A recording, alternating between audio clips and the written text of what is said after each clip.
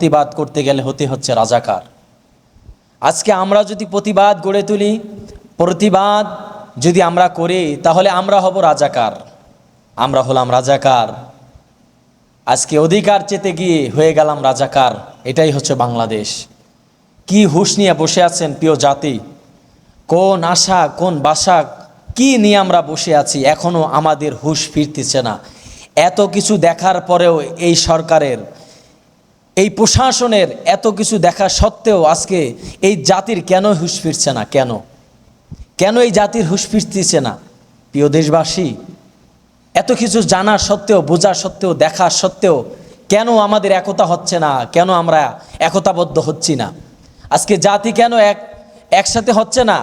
আজকে দেখেন, আজকে আমার রাষ্ট্র কেমন, আমার রাষ্ট্রটা কেমন? আজকে আমার রাষ্ট্রের সমস্ত ক্ষমতা, যারা রাষ্ট্রের জন্য কাজ করে, যারা দেশের জন্য কাজ করে, যারা রাষ্ট্র পাহারা দেয়, যারা রাষ্ট্রের নিরাপত্তার জন্য যারা কাজ করে, তারা আজকে সরকারের গোলাম হয়ে গেছে।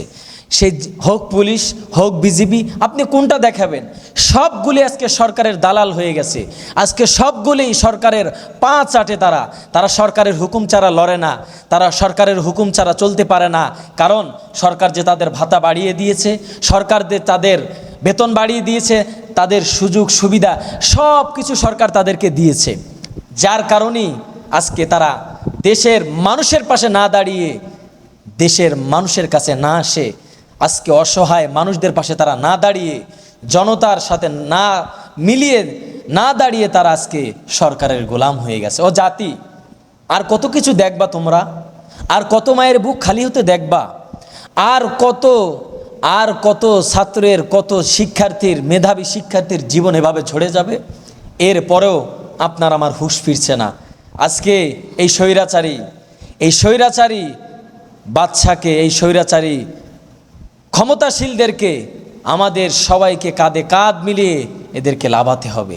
আর কত দেখবা রক্ত, আর কত দেখবা শহীদ? এরপরও আপনার আমার হুঁশ ফিরছে না। এই জন্য আজকে কোটা নিয়ে দেখুন, আজকে কোটা নিয়ে যখন এত দ্বন্দ্ব, আজকে কোটা নিয়ে, আজকে আমাদের দেশে কোটা নিয়ে কি হচ্ছে? আজকে ছাত্র তার অধিকার ফিরে পাচ্ছে না, আজকে ছাত্র তার মেধাকে প্রাধান্য দিতে পারতেছে না। আজকে নাস্তিকদের কারণে, আর বিশেষ করে আমাদের দেশে কিছু আছে, কিছু অঞ্চল গ্রামগঞ্জে কিছু অবৈধ রাস্তায় জন্মিয়েছে কিছু সন্তানেরা, যারা নিজেরাও স্বীকার করে যে আমরা রাস্তা থেকে জন্মিয়েছি। তার মানে তাদেরকে এমনভাবে পয়দা করা হয়েছে যে তারা রাস্তায় ভূমিষ্ঠ হয়েছে অসৎ অবৈধ পুরুষের কীট থেকে।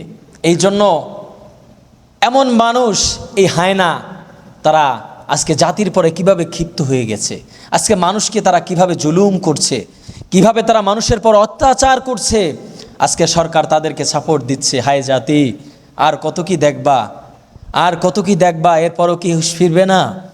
এরপরও কি আমাদের হুঁশ ফিরবে না? এরপরও কি আমাদের একতা হবে না? এরপরও কি আমরা একতাবদ্ধ হতে পারবো না? এরপরও কি আমরা সবাই কাঁধে কাঁধ মিলিয়ে এই স্বৈরাচারীকে আমরা পতন ঘটাতে পারবো না?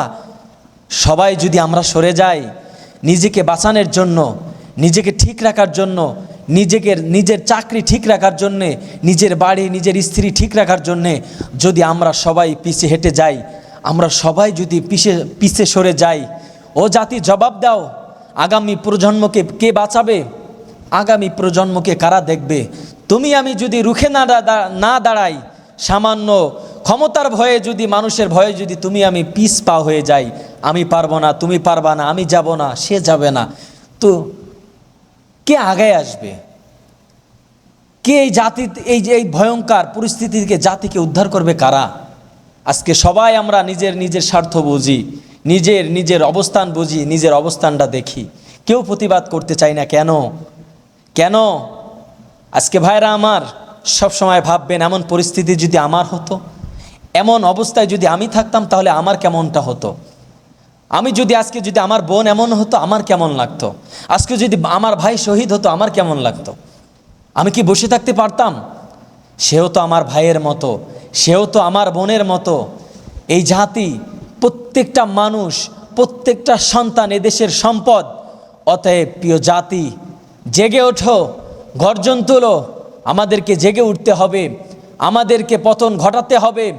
আমাদেরকে কাঁধে কাঁধ মিলিয়ে আমাদের আগামী প্রজন্মকে আমাদেরকে বাঁচাতে হবে, নয়তো আমিও ধ্বংস হব, প্রজন্ম ধ্বংস হবে, দেশ ধ্বংস হবে। এই জন্য আসুন, ফিরে আসুন। আজকে কোটা নিয়ে বলতে চাই না, তবুও বলতে হয়, এই কোটার পরিস্থিতি পরিবেশ নিয়ে আজকে কোটা নিয়ে এমন হচ্ছে কেন? আর সেটা নাস্তিক থেকে শুরু করে কিছু অবৈধ মুসলমানরা পর্যন্ত সেটাকে সাপোর্ট দিচ্ছে। আজকে অনেক পানিপথে অনেক ব্যবসায়ী আছে, যদি পানিতে ডুবে যায় তাদেরকে দেখা যায় কতই খেদমত তারা করতেছে জাতির, কতই তাদের দরদ, তাদের নম্রতা ঢেলে দিচ্ছে তারা জাতিকে। অথচ যে সত্যের সাথে মিথ্যার বিপক্ষে যারা আশ্রয় করতে পারে না, মিথ্যার বিপক্ষে যারা লড়াই করতে পারে না, তাদের ওই সেবার কোনো নাম নেই, ওই সেবার কোনো গুরুত্ব নেই। অতএব ওই সেবা হচ্ছে মুনাফিকি সেবা, স্বার্থপর সেবা। যেই সেবায় আছে তাদেরকে কিছু স্বার্থ, হয় ভোটের স্বার্থ, না কোনো স্বার্থ আপনি পাবেন। আসুন এদেরকেও চিনে রাখি, এদেরকেও চিনা আমাদের দরকার আছে।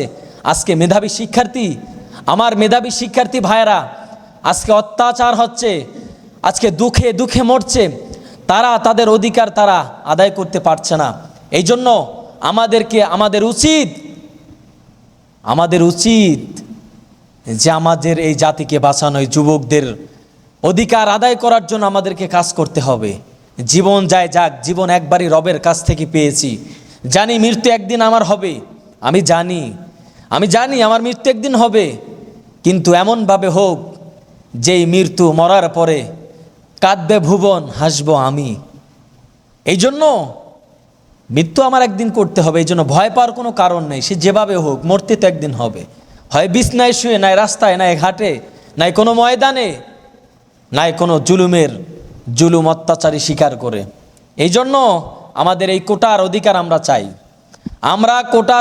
চাই, আমরা মেধাবী শিক্ষার্থী ভাইরা যারা তাদের যেই দাবি আছে, তারা যেই দাবিটি রেখেছে, তাদের এই দাবি পূরণ করতে হবে।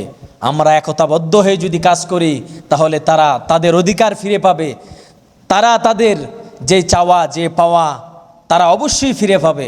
এই জন্য আমাদেরকে এই স্বৈরাচারীকে পতন ঘটাতেই হবে।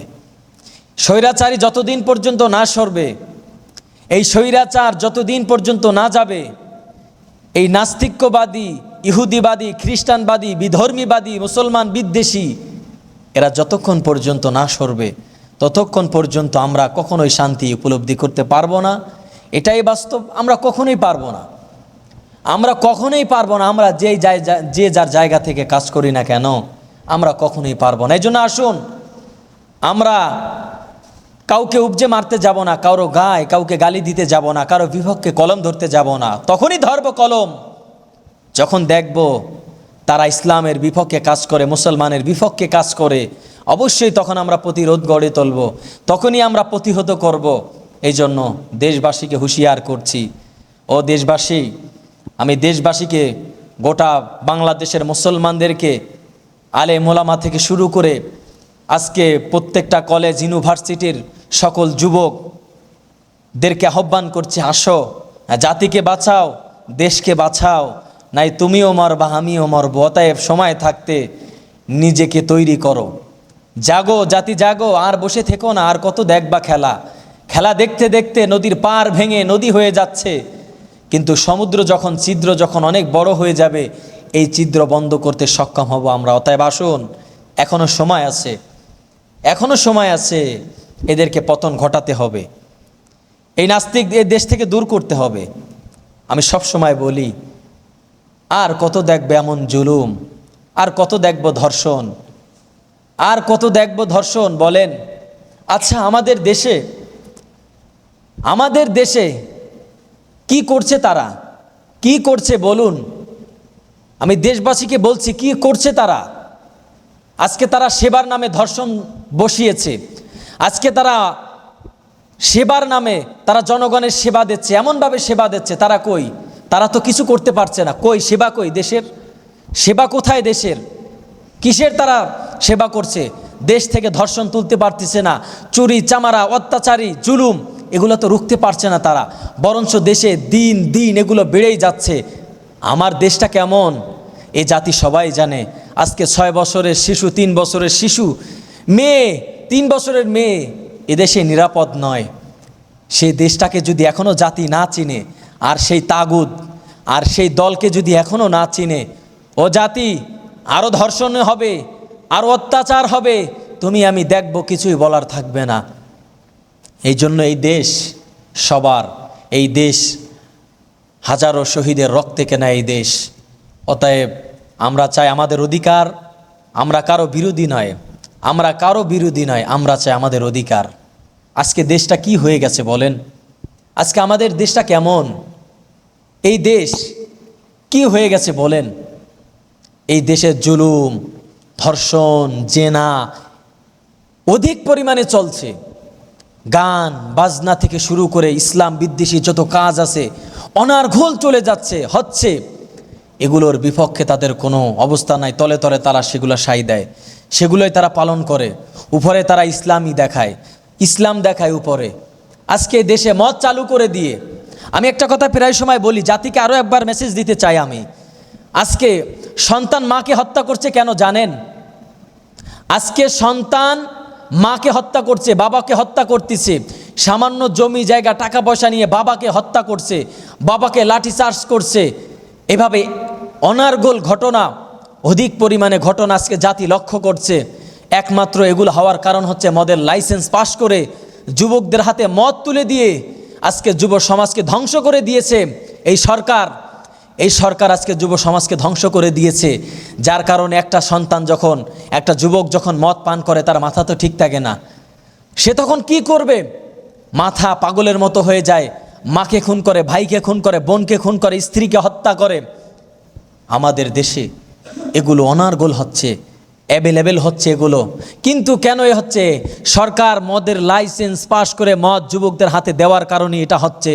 সরকার যদি এর বিপক্ষে রুখে দাঁড়াতো, আজকে মায়ের কোল খালি হতো না, সন্তানের হাতে মাকে লাশ হতে হতো না, সন্তানের হাতে বাবাকে লাশ হতে হতো না, ভাইয়ের হাতে বোনের লাশ হতো না, স্বামীর হাতে স্ত্রীর লাশ হতো না। এগুলো হওয়ার কারণ আজকে মদ, জুয়া, ইয়াবা, এগুলো আমাদের দেশে প্রচুর পরিমাণে সরকার একটা ব্যবসা বসিয়ে তাদেরকে যুব সমাজ শেষ করে দেওয়ার জন্য, তাদেরকে ধ্বংস করে দেওয়ার জন্য সরকার এগুলো চালিয়েছে। সরকারের কিছু টাকা হয়। এরপরে এমন সরকার যদি আমরা না চিনি, তাহলে আমাদের কিছু করার নেই। আজকে আমি বলতেছি, আজকে হক জানি, আমার কথা শুনে অনেকেই অনেক রকম মন্তব্য, অনেক রকম গালি, অনেক রকম হুমকি দেবে। আমি জানি অনেকে আমার বিপক্ষে রুখে দাঁড়াবে, অনেকে আমাকে অনেক রকম কথা বলবে, আমি জানি। কিন্তু তাদের উদ্দেশ্যে আমি কথাটা বলছি, তোমার সামান্য কথায় আমার ভেঙে যাওয়ার, উপজে পড়ার, আমাকে ভয়ে ভীতি হয়ে আমাকে গড়ায় যাওয়ার কিছু নাই। কারণ আমার রব আমাকে জীবন দিয়েছেন, আবার আমার রবই আমার জীবন নিয়ে যাবেন। অতএব তোমার হুমকি আর ধুমকি তোমার মধ্যেই সীমাবদ্ধ থাকবে, আমার কোনো আসে যায় না। হয়তো আমাকে শেষ করতে পারবা, কিন্তু দেশ থেকে বীর পুরুষদেরকে তোমরা চিহ্ন করতে পারবা না।